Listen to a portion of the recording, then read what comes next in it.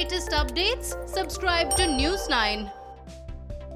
Frigid temperatures, cramped spaces, long work hours, and lack of social distancing has made meat packing plants in the USA a hotbed of COVID-19.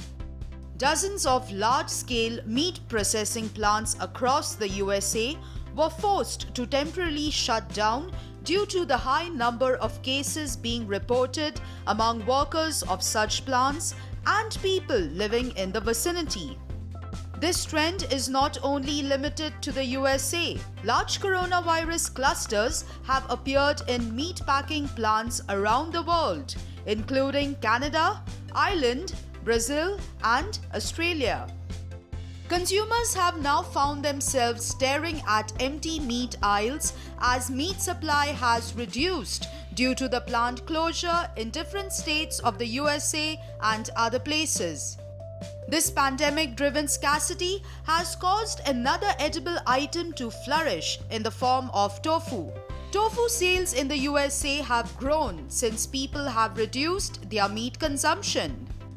Nielsen data collected during the month of March 2020 shows tofu sales were up by 66.7% over the same period in the previous year. Tofu is a protein-rich food which is entirely plant-based. Although earlier it was a niche market in the USA, the ongoing pandemic has given it a widespread reach and increased its popularity as a protein source. Tofu is made from soybean curds. It is made by coagulating soy milk to create curds. The curds is later processed and compressed into blocks resembling paneer blocks. Tofu is a gluten-free food that is also low in calories. This food is ideal as it contains no cholesterol and is a great source of iron and calcium. Tofu is a popular food choice among vegans and vegetarians as it is a plant-based food that is rich in protein.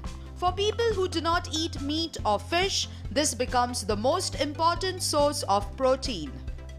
A plant-based diet can contribute to the overall health of a person. It can also keep conditions like obesity and diabetes at bay. Tofu can enhance the skin and hair and also boost energy levels. Tofu contains isoflavones such as phytoestrogens. These compounds can help protect a person from age and lifestyle-related diseases like cancer. Soy isoflavones can help reduce the levels of LDL, which is the bad cholesterol, although it does not increase the levels of HDL, which is a good cholesterol. The minimum intake of soy protein needed to impact cholesterol levels is 25 grams, as recommended by the FDA. Soy contains genistein, which has antioxidant properties that can inhibit the growth of cancer cells. Protein, and particularly soy protein, can enhance renal function. This can benefit people having kidney problems.